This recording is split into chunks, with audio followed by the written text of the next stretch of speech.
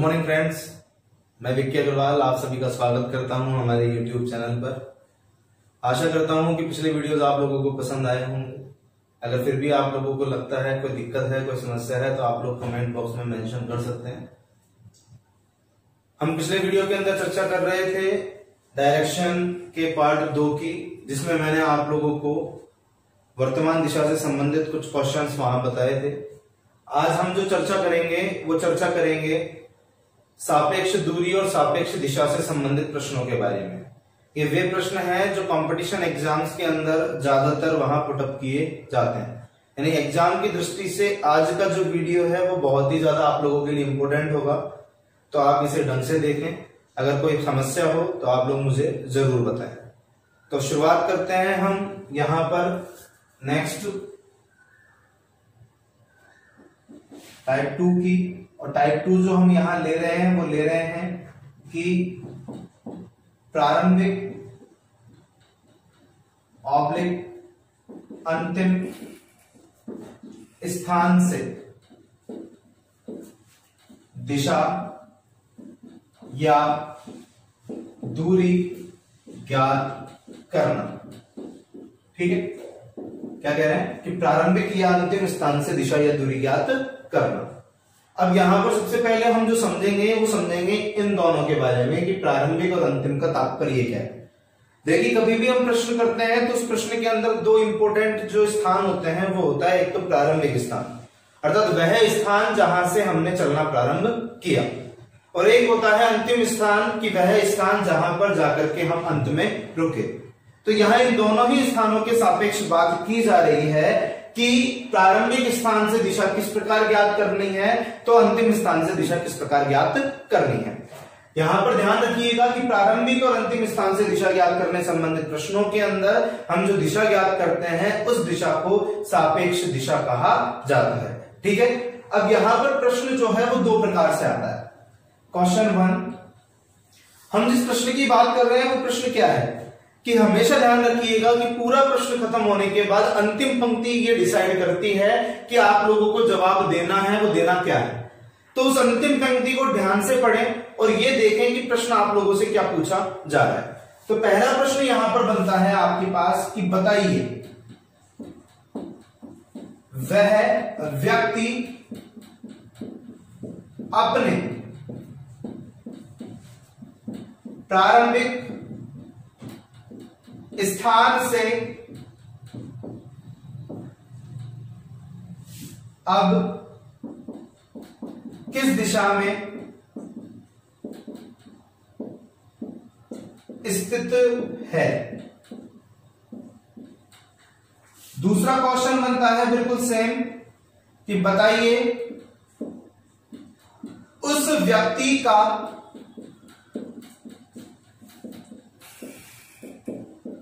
प्रारंभिक स्थान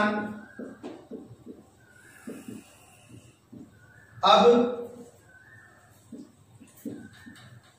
किस दिशा में स्थित है। अब अगर इन दोनों ही प्रश्नों की हम बात करें तो दिखने में ये दोनों प्रश्न हमें बिल्कुल सेम सेम दिखाई देते हैं, लेकिन ऐसा नहीं है।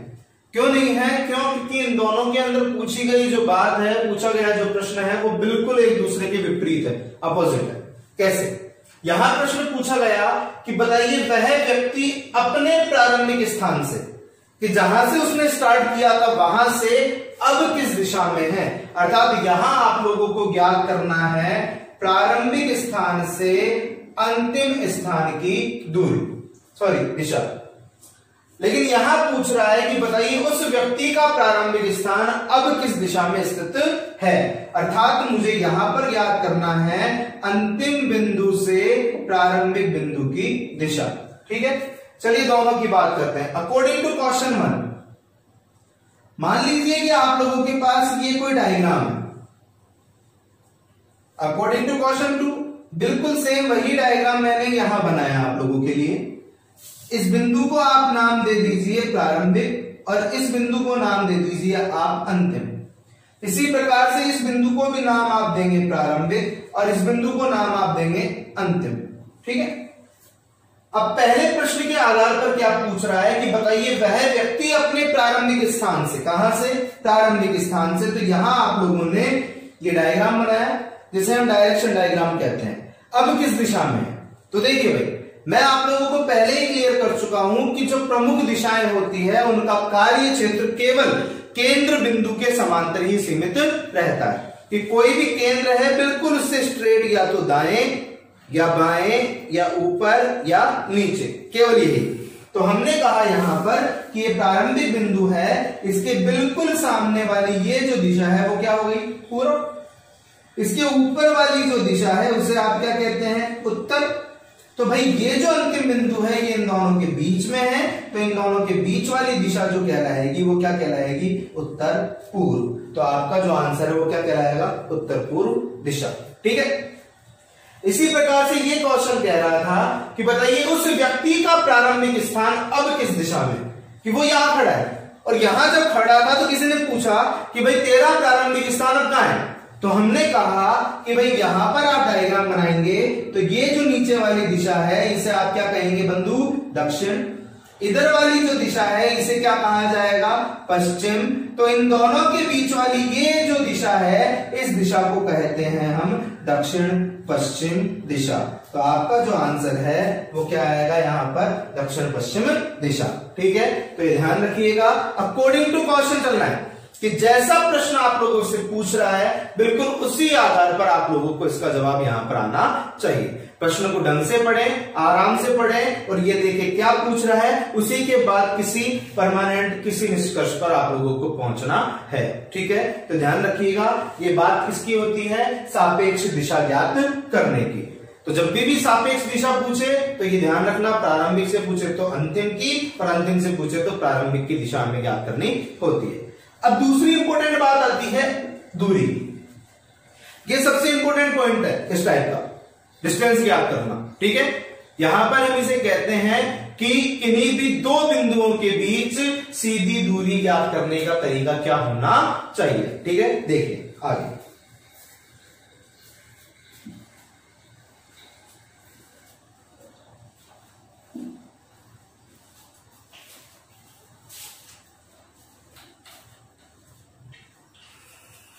आमतौर पर दूरियों को दो प्रकार से पूछा जाता है। एक तो पूछी जाती है आप लोगों से कुल दूरी और एक पूछी जाती है आप लोगों से सापेक्ष दूरी। क्या पूछता है भैया, सापेक्ष दूरी।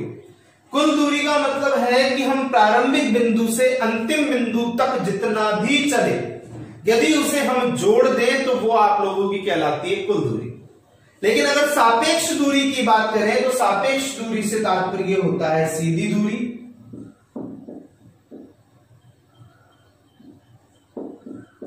या आप कह सकते हैं इसको न्यूनतम दूरी। क्या कह सकते हैं, न्यूनतम दूरी भी कह सकते हैं। ठीक है। कि भाई सीधी दूरी बताइए, न्यूनतम दूरी बताइए, या केवल और केवल यहां पर आपसे दूरी भी पूछी जा सकती है। ठीक है। ये ध्यान रखना कि यदि कुल शब्द दिया गया हो तो जोड़ना है, कुल नहीं दिया गया तो सदैव सीधी दूरी आप लोगों को ज्ञात करनी है। कुल दूरी का मतलब क्या, देखो मैंने कहा कि कोई व्यक्ति पूर्व दिशा में गया 10, दाएं घूमा 5, फिर दाएं घूमा 5, फिर दाएं घूमा 4। तो बताइए वह अपने प्रारंभिक स्थान से कुल कितनी दूरी पर स्थित है। क्या पूछ रहा है, कुल दूरी, टोटल डिस्टेंस पूछ रहा है यहां पर। तो ये टोटल डिस्टेंस जो इसका आएगा आप लोगों के पास वो आएगा 10 प्लस का 5 प्लस 5 प्लस 4। अब देन इसको काउंट करेंगे हम तो 10 5 15 प्लस का 5 इक्वल कितना हो गया 20 प्लस 4 इक्वल कितना 24, यानी 24 मीटर किलोमीटर, जो भी यहां पर आप लोगों को इकाई दी गई है उसके हिसाब से आप लोगों को आंसर देना है। क्यों, क्योंकि यहां पर क्या पूछा गया था आप लोगों से कि कुल दूरी कितनी होगी, टोटल डिस्टेंस कितना होगा। लेकिन अगर कुल शब्द ना दिया गया हो तो उस स्थिति के अंदर आप लोगों को करना क्या है। ठीक है। देखिए समझिएगा ढंग से एक बार। मान लीजिए कि आप लोगों से कहा गया कि एक व्यक्ति पूर्व दिशा में 10 गया, दाएं घूमा 6 गया, फिर दाएं घूमा 10 गया, तो बताइए वह अपने प्रारंभिक स्थान से कितनी दूरी पर स्थित है। क्या प्रारंभिक स्थान से सीधी दूरी कितनी है, या फिर प्रारंभिक स्थान से कितनी न्यूनतम दूरी पर वह स्थित है, या उसे अपने प्रारंभिक स्थान तक पहुंचने के लिए कम से कम कितना चलना पड़ेगा। लैंग्वेज कुछ भी हो सकती है। तो अब यहां पर मुझे प्रारंभिक और अंतिम स्थान के बीच की न्यूनतम अर्थात ये वाली दूरी ज्ञात करनी पड़ेगी। कौन सी? ये वाली।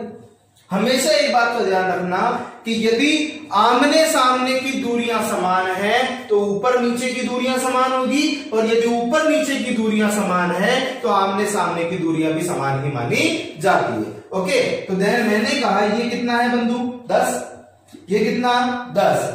तो भैया यहां पर ये कितना है? 6। तो ये भी कितना हो जाएगा? 6। तो आपका जो आंसर आएगा वो 6 मीटर या 6 किलोमीटर, जो भी इकाई दी गई है उसी के हिसाब से आपको यहां पर इसे करना है। ठीक है, ध्यान रखिएगा। कभी कभी कंफ्यूज करने के लिए इस तरीके से क्वेश्चन दे देता है कि एक व्यक्ति पूर्व दिशा में गया 15, दाएं घूमा कितना चला? 5, फिर दाएं घूमा कितना चला आपके पास? 5, फिर यहां से ऊपर गया कितना चला? 3, यहां से इधर चला कितना चला? 10। अब बताओ वो प्रारंभिक बिंदु से कितनी न्यूनतम दूरी पर स्थित है। तो भाई मुझे याद तो यही करना। डायग्राम बनाते समय ध्यान रखिएगा, कई बार हम क्या करते हैं अपने हिसाब से चलते हैं।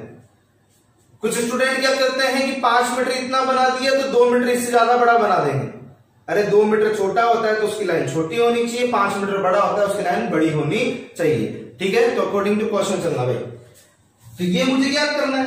अब देखो बड़ा सिंपल फैक्ट है, मैंने कहा ये कितना था? 10, ये कितना था? 5, तो ये भी कितना? 5। तो 10 और 5 15 से 15 हो गया। ये कितना था? 5, 5 में से चल कितना चुके? 3, तो 5 में से 3 चल चुके, तो 5 - 3 बराबर कितना आएगा? 2। तो यहां पर ये जो दूरी है वो कितनी हो जाएगी? 2 मीटर, 2 किलोमीटर, जो भी यहां पर आपको इकाई दी गई है उसी के हिसाब से। ओके, एटलीस्ट यहां जो बात आती है आगे, वो बात आती है कि ज्यादातर प्रश्न एग्जाम के अंदर जो दिए जाते हैं वो दिए जाते हैं अकॉर्डिंग टू ट्रायंगल, त्रिभुज के हिसाब से। और ज्यादातर जो प्रश्न वहां बनते हैं वो बनते हैं त्रिभुज के कर्ण ज्ञात करने से संबंधित। पाइथागोरस प्रमेय आपने पढ़ी होगी 8वीं 9वीं 10वीं क्लास के अंदर, त्रिभुज का कर्ण ज्ञात करना। ठीक है, तो कर्ण का फॉर्मूला एक बार मैं आप लोगों को बता देता हूं कि कर्ण बराबर होता है लंब का स्क्वायर प्लस आधार का स्क्वायर और इसका अंडर रूट। ठीक है, कर्ण ज्ञात करना है, वैसे फॉर्मूला होता है कर्ण स्क्वायर बराबर लंब स्क्वायर प्लस आधार स्क्वायर। लेकिन यहां पर कर्ण का स्क्वायर जैसे ही हमने हटाया तो इधर कितना कर दिया? आपने रूट कर दिया। ठीक है, अब यहां क्वेश्चन कैसे बनता है कि एक व्यक्ति दक्षिण दिशा के अंदर गया कितना? 5, दक्षिण दिशा में कितना गया? 4, यहां से पूर्व दिशा में कितना गया? 3। तो बताइए वह अपने प्रारंभिक बिंदु से कितनी दूरी पर स्थित है। तो यहां पर मैंने कहा कि ये दिशा तो कौन सी? पूर्व, नीचे वाली दिशा दक्षिण। तो अगर दिशा पूछे तो दिशा तो कौन सी आ गई? दक्षिण पूर्व। लेकिन अगर दूरी पूछ रहा है तो ट्रायंगल हम लोगों को दिख रहा है, और इस ट्रायंगल के अंदर ये तो क्या हो गया? लंब, और ये क्या हो गया? आधार। हमेशा ध्यान रखना कि किसी भी त्रिभुज में 90 डिग्री के कोण के सामने वाली भुजा क्या कहलाती है? कर्ण कहलाती है। तो हमने कहा यहां पर कि 4 का स्क्वायर प्लस 3 के स्क्वायर का रूट किया, 4 चौक 16, 3 तिया 9, 16 9 25, 25 का रूट कितना आ गया? 5 मीटर या किलोमीटर, जो भी इकाई दी गई है उसी के हिसाब से आपको अपना आंसर याद यहां पर करना है। ठीक है, तो ये पाइथागोरस प्रमेय भी आप लोगों को याद होनी चाहिए। क्लियर है बात यहां तक? तो जब भी इस तरीके के प्रश्न आते हैं तो उन प्रश्नों को हल करने के लिए ये जितने भी कॉन्सेप्ट मैंने आपको बताए हैं उन सभी का आप लोगों को ध्यान रखना है। कुछ प्रश्नों की बात करते हैं यहां पर हम आगे। ठीक है, चलिए देखते हैं।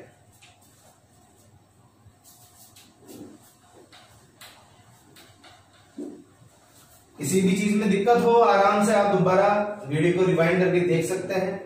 कोई भी चीज अगर आप लोगों को लिखनी है तो आप उसका स्क्रीनशॉट ले सकते हैं, उसको पॉज करके देख सकते हैं। ठीक है, पिछले वीडियोस अगर आप लोगों ने नहीं देखे हैं तो आपको इस वीडियो के डिस्क्रिप्शन में उसका लिंक मिल जाएगा, पार्ट 1 और पार्ट 2 का। इससे पहले की वीडियोस भी आप लोग देखिए कि मैंने कैलेंडर के वीडियो, घड़ी के वीडियो, फिगर ऑफ काउंटिंग के वीडियो डाले हुए हैं, इसके अलावा वेन डायग्राम के भी डाले हुए हैं। तो जितने भी वीडियोज हैं वो आप लोग जरूर देखें, कहीं ना कहीं आप लोगों के काम जरूर आएंगे। ठीक है, चलिए अब बात कर रहे थे हम क्वेश्चन की। क्वेश्चन की बात करते हैं तो एक प्रश्न आप लोगों के पास आता है कि एक व्यक्ति पूर्व में 3 किमी चला, ठीक है, एक व्यक्ति पूर्व में कितना चला, 3 किमी चला, फिर दाएं घूमा और 3 गुना चला, फिर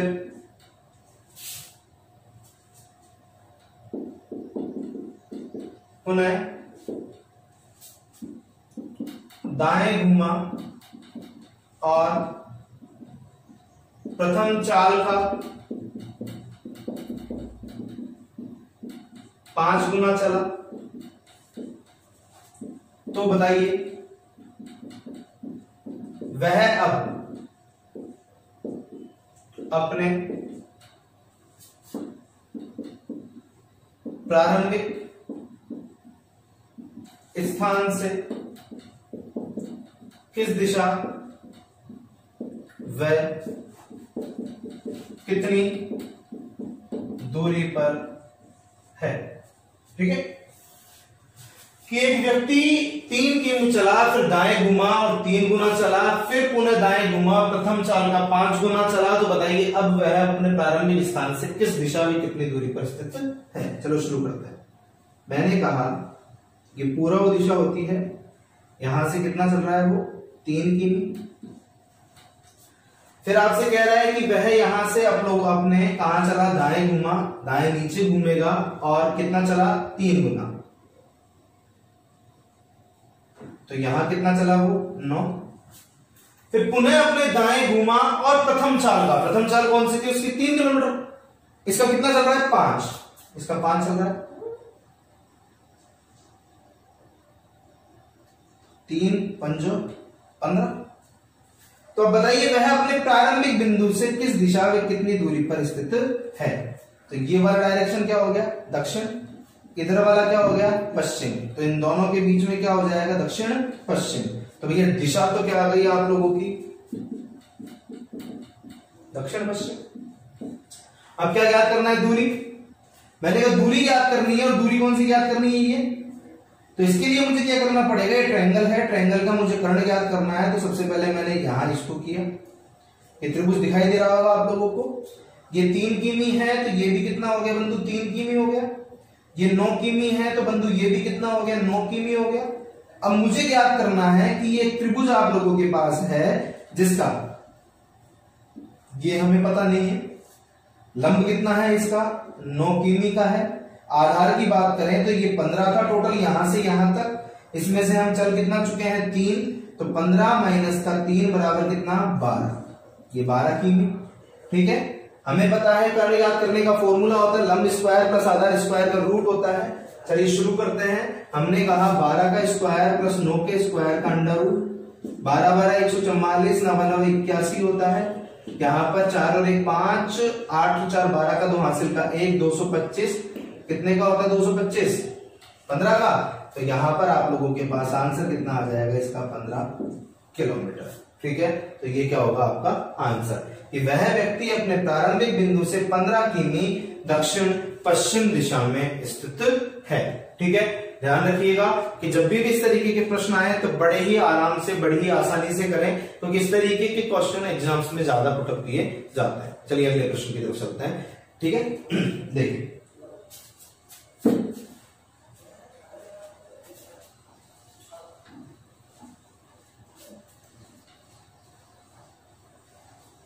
नेक्स्ट क्वेश्चन है आप लोगों का कि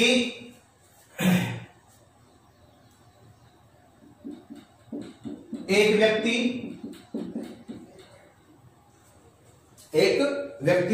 अपने घर से, कहां से, एक व्यक्ति अपने घर से 90 मीटर पूर्व में जाता है, इसके बाद वह अपने दाएं घूमता है और कितना चलता है 20 मीटर। कहां घूमता है? अपने दाएं।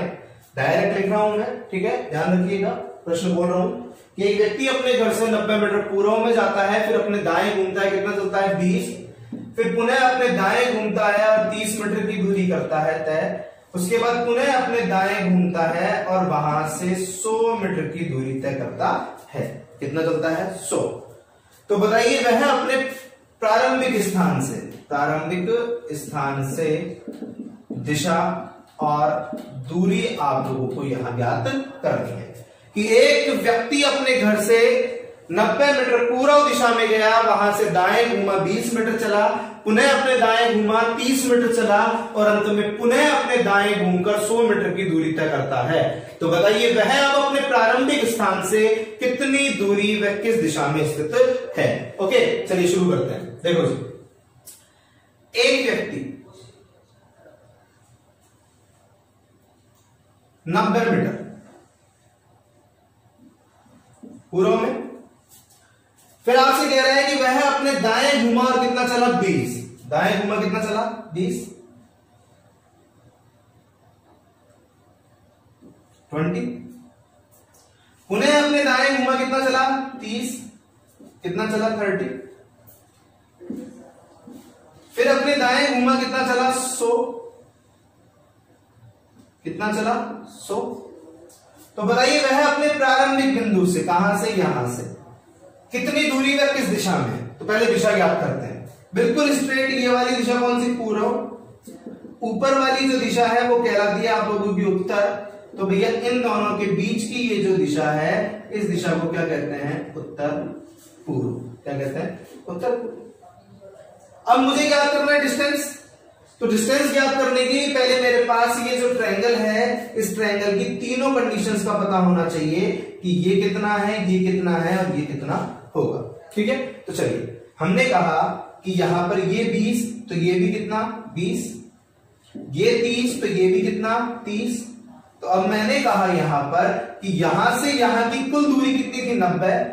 90 में से हम काम ले चुके हैं कितना? 30। तो 90 माइनस का 30 बराबर ये कितना रह गया आप लोगों के पास? 60। यहां से यहां तक का टोटल डिस्टेंस था 100 मीटर। यहां पर हम कितना कर चुके हैं? 20। तो 100 माइनस का 20 इक्वल 80। ये आप लोगों के पास बच गया कहां का? यहां का। और देन आप लोगों को ज्ञात करना है ये। तो हमने कहा ये कितना 60, ये कितना 80, इसकी वैल्यू हमें ज्ञात करनी है। हमने कहा यहां पर 80 का स्क्वायर प्लस 60 के स्क्वायर का अंडर रूट करेंगे, तो 8 × 6400, 6 × 3600, यहां इसका रूट करेंगे, दोनों को जोड़ा आप लोगों ने 10,000 होता है और 10,000 का रूट कितना होता है? 100 मीटर। तो आपका जो आंसर है यहां पर वो क्या आएगा? 100 मीटर उत्तर पूर्व दिशा। ठीक है, ध्यान रखिएगा। आमतौर पर एग्जाम के अंदर जो डिजिट्स दी जाती है वो बिल्कुल यही दी जाती है। हमेशा ध्यान रखना कि यदि लंब और आधार 3 और 4 के अनुपात में है तो कर्ण हमेशा 5 के अनुपात में आता है। यदि लंब और आधार यहां पर 8 और 6 के अनुपात में है तो कर्ण हमेशा 10 के अनुपात में ज्ञात किया जाता है। ठीक है, तो इस तरीके से जब भी क्वेश्चन आए तो आप लोगों को इस तरीके से यहां हल इसको करना पड़ेगा। आगे बढ़ते हैं अगले प्रश्न की तरफ। देखिए,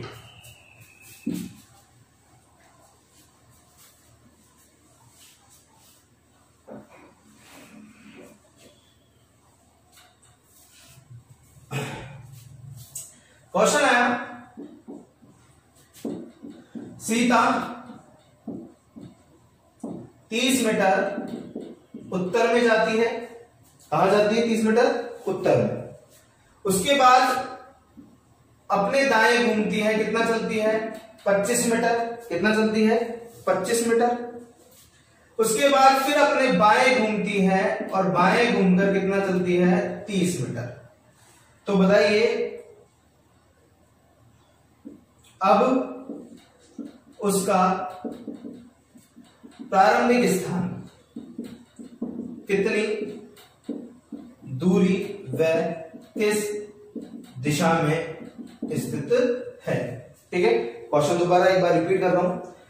सीता अपने घर से 30 मीटर उत्तर में गई, फिर अपने दाएं घूमी 25 मीटर चली, पुनः अपने बाएं घूमी और 30 मीटर चलती है। तो बताइए वह क्या बताइए, अब उसका प्रारंभिक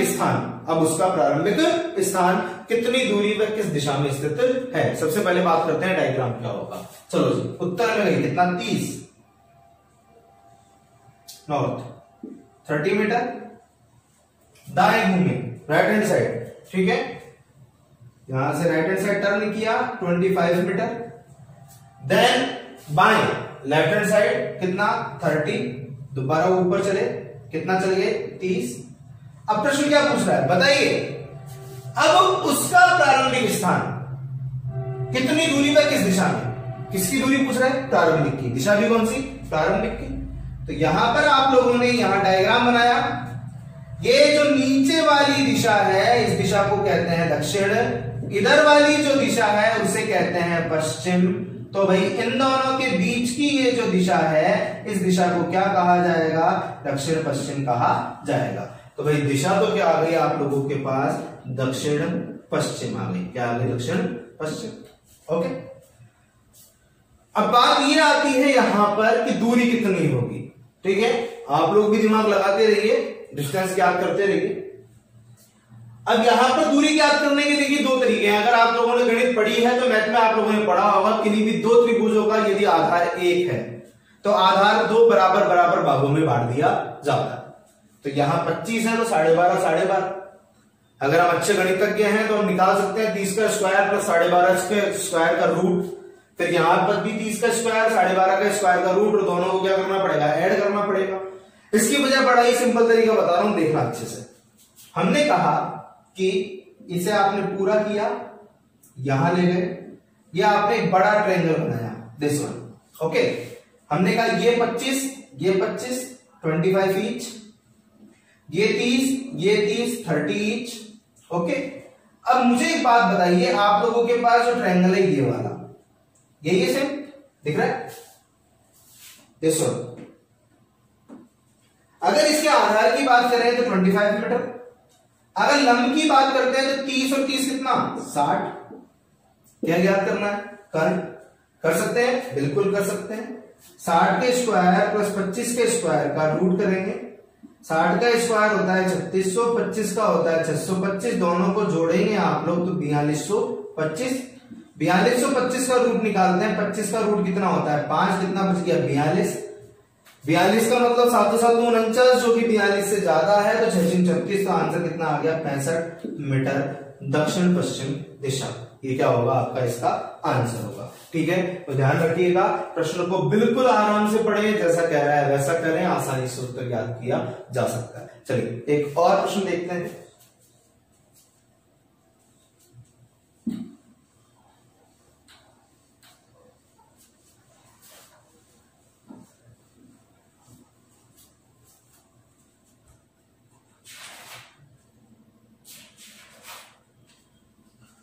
प्रश्न है कि एक व्यक्ति 5 मीटर दक्षिण में जाता है, कहा जाता है दक्षिण में।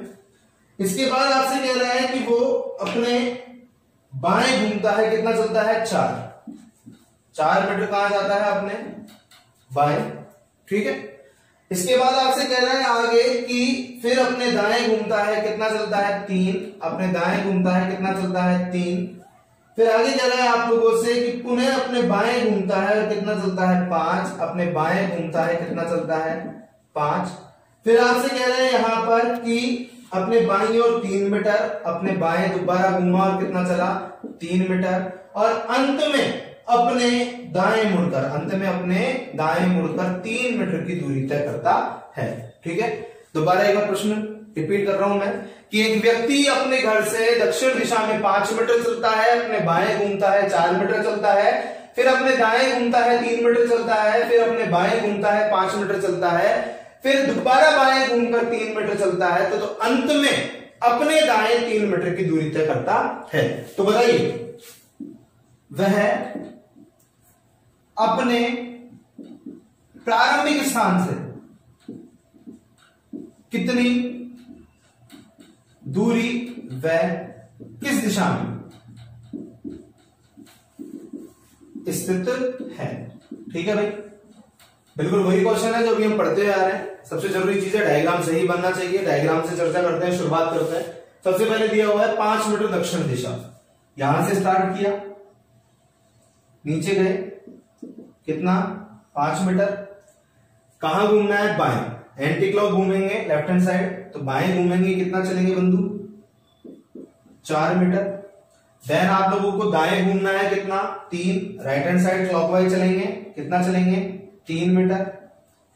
फिर आपसे कह रहा है कि अपने बाएं घुमा। बाएं का मतलब वही left hand side anti clock चलेंगे। एंटी क्लॉक किधर होगा? उधर होगा, कितना चलेंगे? 5।